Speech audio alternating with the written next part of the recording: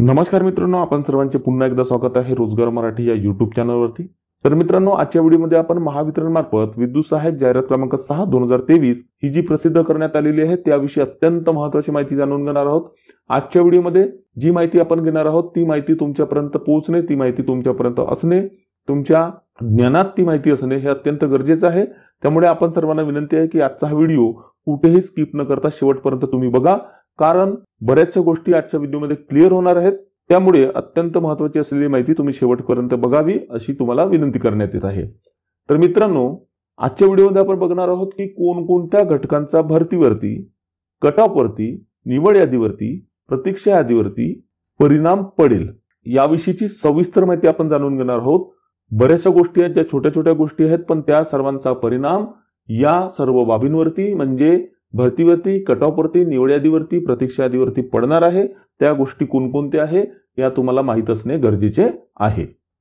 तर मित्रांनो, स्पर्धा कुणाशी होणार आहे हे तुम्हाला माहित असणे आवश्यक आहे।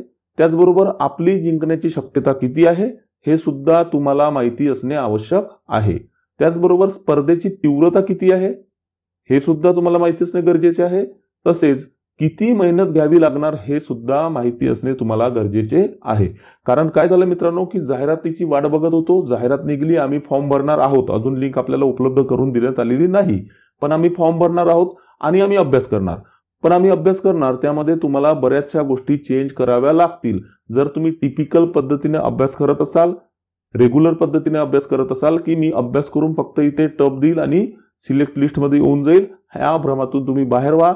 या सर्व गोष्टी तुम्ही आत्ताच जाणून घ्या की तुमची स्पर्धा कुणाशी आहे, स्पर्धेची तीव्रता किती आहे, तुमची जिंकण्याची शक्यता किती आहे, किती मेहनत घ्यावी लागणार आहे, त्याचप्रमाणे आपल्यातील ताकद काय आहे आणि आपल्यातील कमतरता काय आहे या सुद्धा बाबी तुम्हाला ज्ञात असणे अत्यंत गरजेचे आहे। सध्याच्या परिस्थितीनुसार आपण कुठे आहोत हे तुम्हाला माहिती असणे खूपच गरजेचे आहे। परिस्थिती जर माहिती असली ना की सध्या परिस्थिती काय आहे, तर स्पर्धेची तयारी करायला आपल्याला बरं पडतं। त्यामुळे या सर्व गोष्टी तुम्ही जाणून घ्यावा। आजच्या व्हिडिओमध्ये आपण हेच जाणून घेणार आहोत की तुमची स्पर्धा कुणाशी आहे आणि स्पर्धेची तीव्रता काय आहे आणि ही स्पर्धा कशामुळे वाढली हे सुद्धा तुम्ही आजच्या व्हिडिओमध्ये जाणून घेणार आहोत। चला तर मित्रांनो, आपण पुढे जाऊयात। आपण सर्वांना माहितीच आहे की आपल्या चॅनलवरती आपण महावितरण, महापारेषण, महानिर्मिती, MIDC यासारख्या विभागाच्या विशेषतः तांत्रिक पदांच्या भरतीविषयीची सविस्तर माहिती देण्याचा या ठिकाणी मी प्रयत्न करत असतो। तुमचे जे काही प्रश्न असतात त्या प्रश्नांची उत्तरे देण्याचा प्रयत्न आम्ही व्हिडिओच्या माध्यमातून करत असतो। त्यामुळे तुम्हाला जर आमच्या चॅनलवरचे व्हिडिओ आवडत असतील तर नक्कीच तुम्ही आमच्या व्हिडिओला लाईक करा, मित्रांबरोबर शेअर करा। त्याचप्रमाणे चॅनलला सबस्क्राइब करायला विसरू नका आणि व्हिडिओच्या खाली असलेल्या बेल आयकॉनला सुद्धा तुम्ही क्लिक करा, जेणेकरून आम्ही प्रसिद्ध केलेली माहिती तुमच्यापर्यंत योग्य वेळेमध्ये पोहोचू शकेल।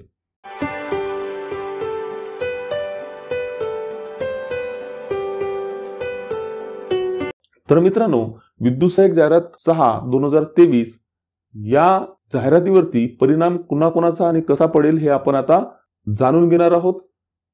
महावितरण कंपनीमध्ये याआधी कधीच विद्युत सहाय्यक या पदाकरता परीक्षा झालेली नाही। आपण सर्वांना माहिती आहे मित्रांनो, या अगोदरच्या ज्या काही भरत्या झाल्या त्यामध्ये 10वीच्या मार्कांच्या वरती उमेदवारांचे सिलेक्शन केले जात होते।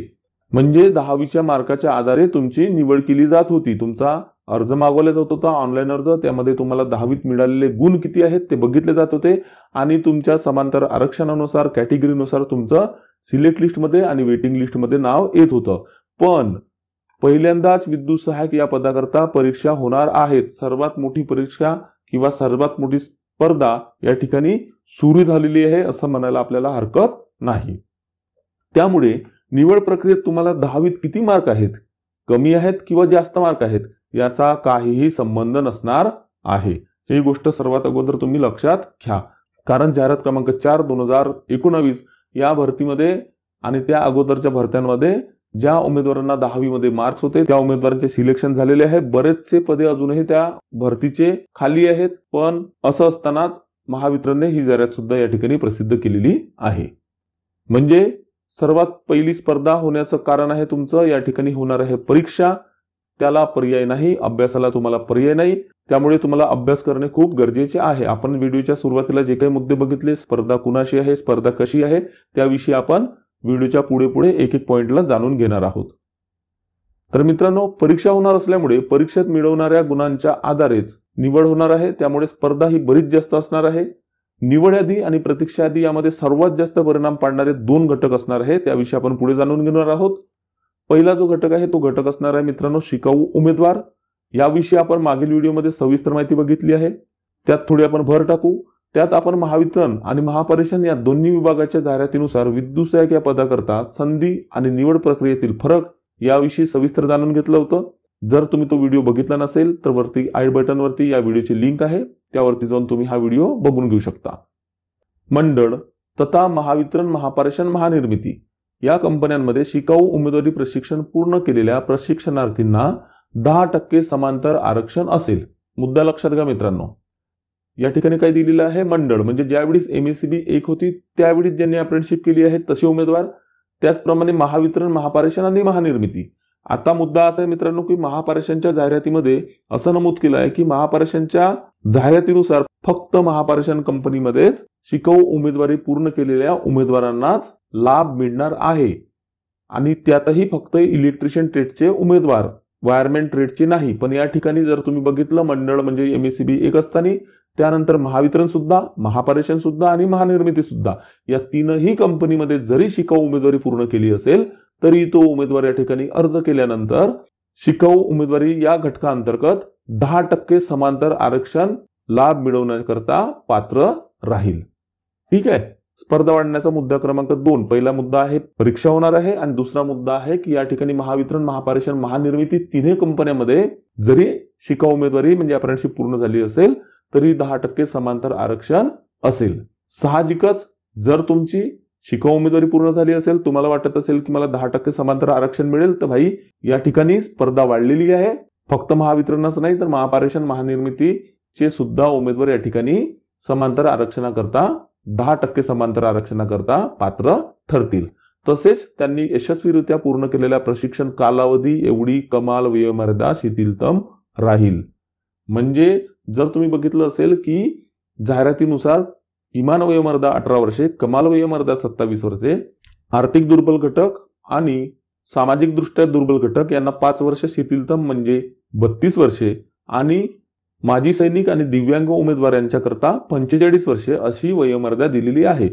पण या ठिकाणी जर शिकाऊ उमेदवारी असेल तर त्यांनी पूर्ण केलेल्या प्रशिक्षणाचा जो कालावधी आहे म्हणजे 1 वर्ष किंवा 2 वर्ष तो कमाल वयोमर्यादेमध्ये गणल्या जाणार आहे. म्हणजे त्याला त्या तेवढ्या वर्षाचं बेनिफिट मिळणार आहे. म्हणजे साहजिकच या ठिकाणी काही जास्तीचे उमेदवार अर्ज करू शकणार आहे. स्पर्धा परत या ठिकाणी वाढलेली आहे. पुढे आपण बघू विद्युत सहाय्यक जाहिरात क्रमांक 6 2023च्या भरतीवरती सर्वात जास्त परिणाम करणारे म्हणजे निकालावरती परिणाम करणारा जो दुसरा घटक आहे तो आहे कंत्राटी कर्मचारी म्हणजेच बाह्यस्त्रोत कर्मचारी. याविषयी आपण डिटेलमध्ये जाणून घेऊ, सविस्तर अशी आपण या ठिकाणी चर्चा करू. महावितरण कंपनीमध्ये बाह्यस्त्रोताद्वारे कंत्राटी कामगार म्हणून कार्यरत किंवा काम केलेल्या, काय लिहिलंय मित्रांनो, महावितरण कंपनीमध्ये बाह्यस्त्रोताद्वारे कंत्राटी कामगार म्हणून कार्यरत म्हणजे जे उमेदवार सध्या काम करत आहे असे उमेदवार, किंवा काम केलेल्या म्हणजे ज्या उमेदवारांनी काही वर्ष अगोदर, काही महिना अगोदर, काही दिवसा अगोदर काम केलेले आहे असे सुद्धा उमेदवार. म्हणजे जरी त्यांनी काम सोडलं असेल तरी ते उमेदवार या बाह्यस्त्रोत कर्मचारी घटकामध्ये लाभ घेऊ शकतात. तर अशा काम केलेल्या किंवा कार्यरत उमेदवारांना तसेच विहित अर्हता पूर्ण केलेल्या कंत्राटी कामगारांच्या हितार्थ म्हणजे ज्यांच्याकडे शैक्षणिक पात्रता आहे अशा कामगारांच्या हितार्थ महाराष्ट्र शासनाकडून प्राप्त झालेल्या मंजुरीनुसार महावितरण कंपनीत बाह्यस्त्रोताद्वारे कार्यरत किंवा काम केलेल्या तसेच विहित अर्हता पूर्ण केलेल्या तांत्रिक कंत्राटी म्हणजे बाह्यस्त्रोत कामगारांना त्यांच्या मागील अनुभवाच्या आधारे प्रतिवर्ष 2 गुण याप्रमाणे 5 वर्षाकरता कमाल 10 अतिरिक्त गुण देण्यात येणार आहे. गोष्ट 10 गुणांची नाही, गोष्ट मोठ्या स्पर्धेच्या मित्रांनो. त्यामुळे बाह्यस्त्रोत कर्मचारी या भरतीवरती सर्वात जास्त प्रमाणात परिणाम करणारा घटक आहे. त्याविषयी परत आपण सविस्तर पुढे जाणून घेऊ, कारण या उमेदवारांना प्रतिवर्षी 2 गुण याप्रमाणे 5 वर्षाकरता जास्तीत जास्त 10 गुण देण्यात येणार आहे. महावितरणच्या इतिहासात कधीच, महावितरणच्याच नाही तर महापरिषदच्या महानिर्मितीच्या सुद्धा इतिहासात कधीच बाह्यस्त्रोत कर्मचाऱ्यांना कुठल्याही प्रकारे प्राधान्य देण्यात आलेले नव्हते. प्रथमच बाह्यस्त्रोत कर्मचाऱ्यांना विशेष गुण देऊन प्राधान्य देण्यात येत आहे. बरेचसे माझ्या संपर्कातील बाह्यस्त्रोत कर्मचारी आहेत, त्या सर्वांकरता ही आनंदाचीच बातमी आहे, कारण प्रथमच बाह्यस्त्रोत कर्मचाऱ्यांना विशेष गुण देऊन प्राधान्य देण्यात येत आहे. आपण फक्त स्पर्धा कशा पद्धतीने वाढत आहे, स्पर्धेची क्वालिटी किती आहे किंवा स्पर्धा कोणत्या लेवलची आहे हे जाणून घेण्याकरता आपण हे मुद्दे शिकाऊ उमेदवारी, बाह्यस्त्रोत कर्मचारी हे घेतलेले आहे, जेणेकरून सर्व उमेदवारांना त्याची कल्पना येईल. इव्हन आपण बाह्यस्त्रोत कर्मचाऱ्यांना सुद्धा त्याची कल्पना येईल की आपण स्पर्धेमध्ये कोणत्या लेवलला आहोत. त्याकरता आपण हा चर्चासत्र या ठिकाणी किंवा हा माहितीचा जो व्हिडिओ आहे आपण या ठिकाणी प्रस्तुत करत आहोत. ठीक आहे. पुढे आपण बघू मित्रांनो की महावितरणमध्ये अंदाजे जवळपास 37,000 ते 40,000 या संख्येने कंत्राटी कर्मचारी असून मागच्या वर्षीचा आकडा अंदाजे 35,000 होता. यावर्षी आपण काही कंत्राटी कर्मचारी वाढले असं गृहीत धरून 47,000 ते 40,000 हा आकडा गृहीत धरू आणि त्यानुसार या संख्येने कंत्राटी कर्मचारी असून बरेच कंत्राटी कर्मचारी अर्ज करण्याकरता शैक्षणिक दृष्टिकोनातून पात्र सुद्धा आहेत. काय म्हटलं मित्रांनो या ठिकाणी? शैक्षणिक दृष्टिकोनातून. कारण बरेचसे जे कंत्राटी कर्मचारी आहेत ते ITI होल्डर आहेत, त्यांच्याकडे इलेक्ट्रिशियन किंवा गव्हर्नमेंट ट्रेडचे पास असल्याचे सर्टिफिकेट उपलब्ध आहेत. ठीक आहे. म्हणजे ते जर कर्मचारी हे शैक्षणिक दृष्टिकोनातून पात्र असतील तर साहजिकच ते उमेदवार या ठिकाणी अर्ज करणार आहेत. परत या ठिकाणी तुमची स्पर्धा वाढलेली आहे आणि त्याचप्रमाणे त्या उमेदवारांना प्रतिवर्षी 2 गुण याप्रमाणे 5 वर्षाचे 10 गुण सुद्धा मिळणार आहेत. पुढे आपण बघू मित्रांनो, वयाची अडचण फक्त या ठिकाणी आहे कंत्राटी कर्मचाऱ्यांकरता की जाहिरातीमध्ये वयोमर्यादा 27 वर्षे तसेच मागासवर्गीय, खेळाडू आणि अनाथ इत्यादी उमेदवारांकरता 32 वर्ष दिलेली आहे, म्हणजे 5 वर्ष शिथिलतम, आणि दिव्यांग आणि माजी सैनिक या उमेदवारांकरता 45 वर्षे कमाल वयोमर्यादा दिलेली आहे. पण बाह्यस्त्रोत कर्मचारी यांच्या वयाच्या अटीमध्ये विशेष सूट कुठेही दिलेली आपल्याला जाहिरातीमध्ये दिसून येत नाही. म्हणजे जरी कंत्राटी कर्मचारी हा शैक्षणिक दृष्टिकोनातून पात्र असेल पण त्याचं वय जर या वयोमर्यादेच्या वर गेलं असेल तर त्या उमेदवारांना या ठिकाणी अर्जच करता येणार नाही. बरेचसे माझे मित्र आहेत जे बाह्यस्त्रोत कर्मचारी आहेत, त्यांचं असं म्हणणं आहे की आम्ही आमच्या जीवनातील बरेचसे वर्षे महावितरण करता दिलेले आहेत. बरेचसे कंत्राटी कर्मचाऱ्यांचा अपघात सुद्धा झालेला आहे. बऱ्याचशा कंत्राटी कर्मचाऱ्यांना जीव सुद्धा गमवावा लागला आहे. त्यामुळे आमचा सहानुभूतीपूर्वक विचार करून पुढील त्यांची अशी मागणी आहे की त्यांनी सुरू केलेल्या दिनांकास वय ग्राह्य धरण्यात यावे अशी मागणी कंत्राटी कर्मचारी विविध माध्यमातून करताना दिसून येत आहे. पण एकदा जाहिरात प्रसिद्ध झाल्यानंतर वयाच्या अटीमध्ये काही शिथिलता येणे थोडं मुश्किल वाटत आहे. जरी आपल्या कंत्राटी बांधवांचा, बाह्यस्त्रोत कर्मचारी बांधवांचा प्रयत्न सुरू असला तरी हा जो निर्णय आहे कसा येतो हे आपल्याला वेळच सांगेल. पण आपण सध्याच्या घडीला जर विचार केला तर कंत्राटी कर्मचाऱ्यांना वयाची ही एक अशी अडचण आपल्याला येताना दिसून येत आहे. तरी पण बरेचसे कंत्राटी कर्मचारी जे वयाच्या अटीत सुद्धा बसतात आणि शैक्षणिक पात्रतेमध्ये सुद्धा बसतात असे बरेचसे कंत्राटी कर्मचारी अर्ज सादर करणार आहेत. ही सर्व मुद्दे लक्षात घेता तरी बरेच शैक्षणिक पात्रता पूर्ण करणारे आणि वयाच्या अटीमध्ये बसणारे कंत्राटी कर्मचारी अर्ज हे भरणार आहेतच. जसं की आता आपण म्हटलं, त्यांना प्रतिवर्ष 2 गुण याप्रमाणे जास्तीत जास्त 5 वर्षाकरता 10 गुण मिळतील. जरी आपल्याला म्हणजे इतर सर्व उमेदवारांना वाटत असेल की 10 गुण हा खूप काही मोठा मुद्दा नाही, तर तुम्ही भ्रमातून निघा मित्रांनो. तुम्ही जर फ्रेशर कॅन्डिडेट असाल, तुम्ही अप्रेंटिसशिप झालेले असाल किंवा तुम्ही स्वतः बाह्यस्त्रोत कर्मचारी जरी असाल तर कॉम्पिटिशन या ठिकाणी बरीचशी वाढलेली आहे. कारण मित्रांनो बऱ्याचशा भरत्यांमध्ये पॉइंटने विद्यार्थी या ठिकाणी आउट झालेले आपल्याला दिसतात आणि विशेष म्हणजे या भरतीमध्ये, या परीक्षेमध्ये मायनस मार्किंग आहे. एक जरी प्रश्न तुमचा चुकला पॉइंटनी तुमचे मार्क्स कमी होणार आहेत. त्यामुळे पॉइंटचे मुद्दे या ठिकाणी खूप महत्वाचा रोल पार पाडणार आहेत. आणि अशा वेळेस हे 10 गुण जर एखाद्या कंत्राटी कर्मचाऱ्यांना एकच वर्ष झालं आहे त्याला 2 गुण मिळेल, 2 वर्षाकरता 4 गुण, 3 वर्षाकरता 6 गुण, 4 वर्षाकरता 8 गुण आणि 5 वर्षाकरता 10 गुण मिळेल. जर त्या उमेदवाराचे एकच वर्ष कंप्लीट झालेले आहे तर त्याला 2च गुण मिळतील. पण हे 2 गुण सुद्धा बरीच महत्वाची भूमिका या ठिकाणी पार पाडणार आहे. त्यामुळे प्रत्येक जणाने समजून घ्यायचं आहे की स्पर्धा ही खूप मोठ्या लेवलची आहे. जर हे 10 गुणाचा प्रश्न या ठिकाणी नसता तर फ्रेशर उमेदवारांकरता चेस काय करायचं होतं की हायेस्ट जे मार्किंग आहे ते त्याला चेस करायची होती, जे की नॉर्मल सर्वांना चेस करायची आहे. कट ऑफ तुमचा तिथपर्यंत गेला असता, म्हणजे कट ऑफचे जे मार्क्स आहेत ते कमी राहिले असते. पण आता प्रत्येक कॅटेगरीनुसार जर कंत्राटी कर्मचारी अर्ज सादर करत असेल आणि त्यांना जर 10 गुण एक्स्ट्रा मिळत असेल, आपण 10 नाही 8 पकडू, 4, 6, 2 काही पण, तर ते 2 गुण, 4 गुण, 6 गुण, 8 गुण आणि 10 गुण बरीच मोठी भूमिका या ठिकाणी पार पडणार आहेत. कारण कंत्राटी कर्मचारी हा ऑन फील्ड काम करणारा कर्मचारी आहे. कदाचित परीक्षेमध्ये येणाऱ्या प्रश्नांचं त्याला नॉलेज असू शकतं, थेरॉटिकली जरी नसलं तरी प्रॅक्टिकली त्याला नॉलेज आहे, त्याचा सुद्धा फायदा त्याच्या परीक्षेमध्ये त्याला होऊ शकतो। त्यामुळे प्रत्येक जणांनी लक्षात घ्यायचं आहे की स्पर्धा तुम्हाला खूप मोठ्या पद्धतीची आहे, खूप मोठ्या लेवलची आहे आणि त्या पद्धतीने तुम्हाला अभ्यास करायला सुरुवात करायची आहे। ठीक आहे, तर अशा पद्धतीने बाह्यस्त्रोत कर्मचारी या ठिकाणी भूमिका आपली पार पाडणार आहे। पुढचा पण मुद्दा बघू मित्रांनो की 5347 जे पदे आहेत त्या पदांपैकी तुम्ही मोडत असलेल्या सामाजिक आरक्षणामध्ये निवड यादी आणि प्रतीक्षा यादी यामध्ये साहजिकच स्पर्धा वाढणार आहे। जसे की आपण आता चर्चा केली, साहजिक म्हणजे साहजिकच स्पर्धा ही वाढणार आहेच आहे, कारण या ठिकाणी 2, 4, 6, 8 आणि 10 गुणांचा प्रश्न आहे आणि त्यामुळे साहजिकच कट ऑफ सुद्धा वाढणार आहे। त्यामुळे मित्रांनो एक गोष्ट तुम्ही समजून घ्या, या वेळेचा कट ऑफ जो आहे मागील भरत्यांमध्ये तर 10वीच्या मार्कांवरतीच होतं, पण ही जी काही भरती आहे जाहिरात क्रमांक 6 2023 यामध्ये कट ऑफ सुद्धा बराच वाढणार आहे आणि त्यामध्ये या सर्व बऱ्याचशा गोष्टी ज्या आहेत त्या आपल्या भूमिका पार पाडणार आहेत। जर तुम्ही मित्रांनो बाह्यस्त्रोत कर्मचारी नसाल तर तुमच्याकरता एक सूचना आहे। सूचना अशी आहे मित्रांनो, जर तुम्ही बाह्यस्त्रोत कर्मचारी नसाल तर तुम्हाला जोमाने अभ्यास करावा लागेल, कारण स्पर्धा वाढलेली आहे आणि एक पॉइंट एक मार्काचा फरक या ठिकाणी पडणार आहे, हे तुम्ही लक्षात घ्या। मी तर म्हणतो या ठिकाणी एक मार्काचा सुद्धा नाही, एक पॉइंटचा या ठिकाणी फरक पडणार आहे। त्यामुळे तुम्हाला कुठेही न थांबता तुमचं नशीब समजा किंवा तुमच्याकडे आता वेळ आहे असं समजा की जाहिरात जरी प्रसिद्ध झाली, जाहिरात प्रसिद्ध होऊन 15-20 दिवस निघून गेले पण अद्यापपर्यंत ऑनलाईन अर्ज करण्याची लिंक आलेली नाही, याचाच अर्थ तुमची परीक्षेची डेट सुद्धा पुढे वाढणार आहे।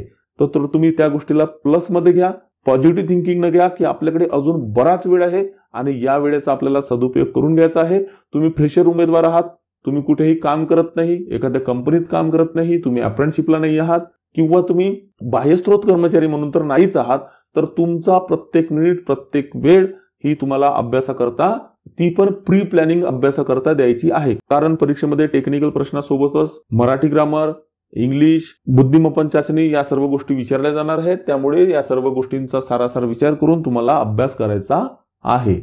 त्याशिवाय तुमच्याकडे मित्रांनो पर्याय नाही। जरी तुम्हाला आकडा मोठा दिसत आहे की 5000च्या वर जागा आहेत, आम्ही त्यामध्ये लागून जाऊ, हा सर्व भ्रम तुम्ही डोक्यातून काढून टाका। स्पर्धा खूप मोठी आहे, बऱ्याच मोठ्या लेवलची स्पर्धा असल्यामुळे तुम्हाला जोमाने अभ्यास करणे हे तुम्हाला क्रमप्राप्त आलेलेच आहे। आणि जर तुम्ही बाह्यस्त्रोत कर्मचारी असाल म्हणजेच तुम्ही आउटसोर्स किंवा कंत्राटी कर्मचारी असाल तर तुमच्याकरता सुद्धा मित्रांनो एक सूचना आहे। ती सूचना अशी की जर तुम्ही बाह्यस्त्रोत कर्मचारी असाल तरी तुम्हाला जोमाने अभ्यास करावा लागेल, कारण 10 गुण जास्त मिळेल याने हुरळून जाऊ नका। कारण फ्रेशर विद्यार्थ्यांचा भर हा फक्त अभ्यासावर जास्त आहे आणि तुमच्या मागे महावितरणची कामं आहे आणि त्यातून वेळ मिळाला तर तुम्हाला अभ्यास करणे आहे।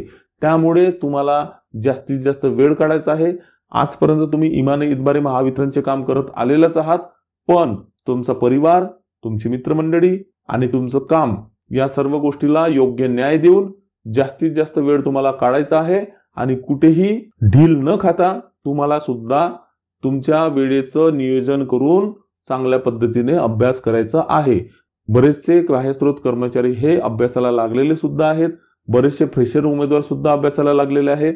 तुम्ही स्वतः कुठेही कमी पडू नका, शेवटी तुमच्या मेहनतीचं फळ या रिझल्टमध्ये दिसणार आहे। त्यानंतर तुम्ही कोणावरती दोष देऊन फायदा होणार नाही, कारण आत्ताच वेळ आहे की आपल्याला अभ्यास करण्याकरता बराचसा वेळ उपलब्ध आहे असं समजा। आज आत्तापासूनच तुम्हाला तयारी लागायचं आहे। बऱ्याचशा उमेदवारांनी जरी अभ्यास सुरू केलेला आहे त्याचे काही टेक्निक्स चेंज करा, परत सिलेबस बघा। तसा जर व्हिडिओ पाहिजे असेल तर व्हिडिओ सुद्धा आम्ही लवकरच तुम्हाला उपलब्ध करून देऊ। जुन्या बऱ्याच व्हिडिओमध्ये सिलेबस विषयी आपण सांगितलेलं आहेतच, बरेचसे ऑनलाईन काही टेस्ट आहेत, बरेचसे क्लासेस आहेत, तुम्ही सेल्फ स्टडी सुद्धा करू शकता। पण बाह्यस्त्रोत कर्मचारी असो, शिकाऊ उमेदवार असो की फ्रेशर उमेदवार असो, तुम्हा सर्वांना अभ्यासाशिवाय पर्याय नाही। तुम्हाला हा व्हिडिओ बघून नक्कीच समजलं असेल की स्पर्धा कोणत्या लेवलची आहे। स्पर्धा ही नॉर्मली ITI झालो, वायरमॅन ट्रेड, इलेक्ट्रिशियन ट्रेड आणि मला परीक्षा द्यायची आहे, मी पास आउट होऊन जाईल, मी लिस्टमध्ये येऊन जाईल असा विचार करायचा नाही। परीक्षा त्याही पेक्षा लेवलने मोठी गेलेली आहे, कारण बऱ्याचशा उमेदवारांच्या आरक्षणाचा फायदा म्हणजेच शिकाऊ उमेदवाराचे 10%, कंत्राटी कर्मचाऱ्यांचे प्रतिवर्षी 2 गुणचे, जास्तीत जास्त 5 वर्षाचे 10 गुण, या सर्वांचा परिणाम तुमच्या निवड यादीवरती, प्रतीक्षा यादीवरती होणार आहे।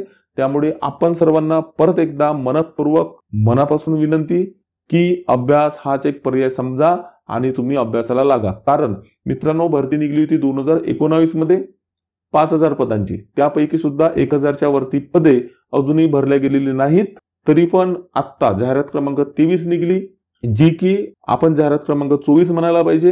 कारण जस्ट 2024 सुरू होण्याच्या अगोदर 2023च्या शेवटच्या महिन्याच्या शेवटच्या आठवड्यामध्ये जाहिरात प्रसिद्ध केली। ऑनलाईन अर्ज करण्याची लिंक अद्यापही आपल्यापर्यंत आलेली नाही। म्हणजे आपण 2024 ला जाहिरात निघली असं समजू, म्हणजे 19 नंतर 20, 21, 22, 23, 24 म्हणजे 5 वर्षानंतर, तब्बल 5 वर्षानंतर ही जाहिरात आलेली आहे। ही जाहिरातमध्ये तुम्ही जर अर्ज भरला, तुम्ही जर सिलेक्ट लिस्टमध्ये आले नाही, तर पुढचे 4 ते 5 वर्ष किंवा त्यापुढे कधी जाहिरात निघेल हे आपल्याला सांगता येत नाही। हा तुमचा शेवटचा चान्स आहे असं तुम्ही समजा। कारण बऱ्याच उमेदवारांचा एज पार होऊन जाणार आहे, वयाच्या अटीमध्ये तुम्ही बसणार नाही।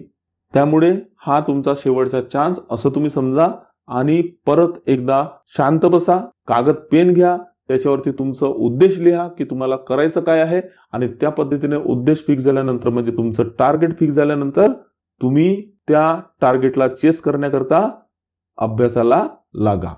तर मित्रांनो, अशाच पद्धतीची नियमित माहिती बघण्याकरता तुम्ही आमच्या चॅनलला सबस्क्राईब करा आणि या व्हिडिओची दखल घेतल्याबद्दल आपण सर्वांचे धन्यवाद आणि येणाऱ्या पुढील सर्व परीक्षांकरता आपण सर्वांना बेस्ट ऑफ लक। तर मित्रांनो, आजच्या व्हिडिओमध्ये तुर्तास एवढंच। लवकरच भेटूया नवीन व्हिडिओमध्ये नवीन माहिती सोबत। धन्यवाद।